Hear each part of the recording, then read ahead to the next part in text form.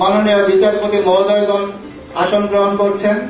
অল্প কিছুক্ষণের মধ্যেই আমাদের ওয়েবসাইট উদ্বোধন অনুষ্ঠান শুরু হবে।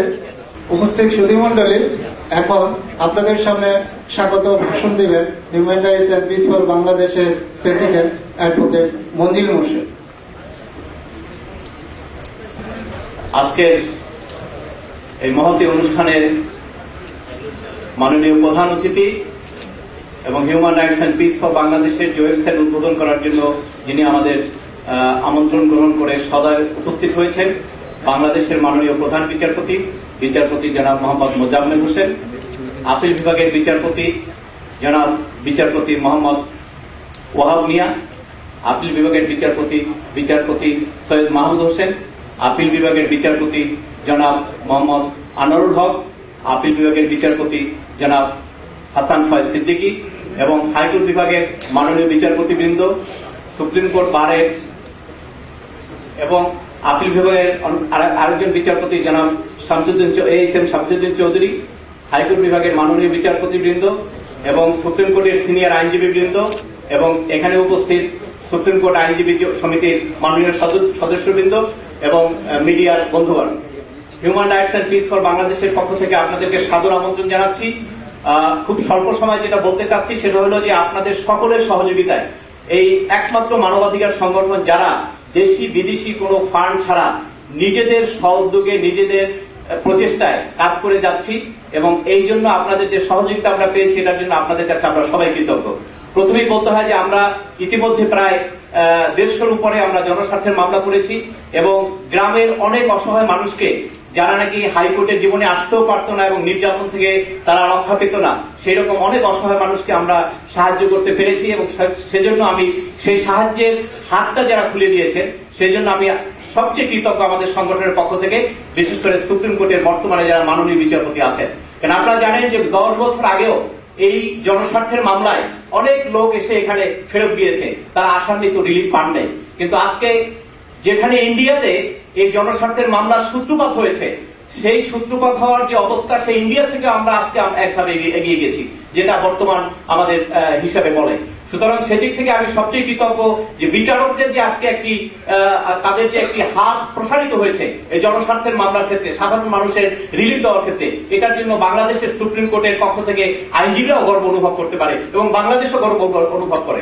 সেই জন্য আমি সকলের কাছে কৃতজ্ঞ। আমরা আজকে খুব সংক্ষিপ্ত আকারে আমাদের অনুষ্ঠান করছি। Human rights and piece for বাংলাদেশের একটি ওয়েবসাইট যেটা আজকে অনুষ্ঠান উদ্বোধন হতে যাচ্ছে।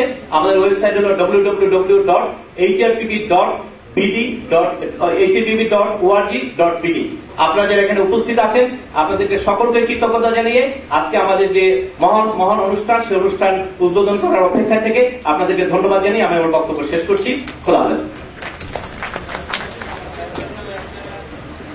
উপস্থিত সুধীমণ্ডলী, এখনই আমাদের ওয়েবসাইট উদ্বোধন করবেন বাংলাদেশের প্রধান বিচারপতি মাননীয় বিচারপতি মোহাম্মদ মোজাম্মেল হোসেন।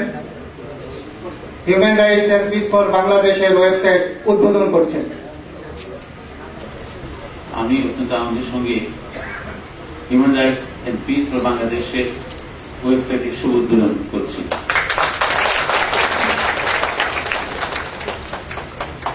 উপস্থিত সুধীমণ্ডলী, এইমাত্র human rights and piece for বাংলাদেশের ওয়েবসাইট উদ্বোধন করলেন বাংলাদেশের প্রধান বিচারপতি মাননীয় বিচারপতি মোহাম্মদ মোজাম্মেল হোসেন। এখন আপনাদের উদ্দেশ্যে বক্তব্য রাখছেন মাননীয় প্রধান বিচারপতি মোহাম্মদ মোজাম্মেল হোসেন।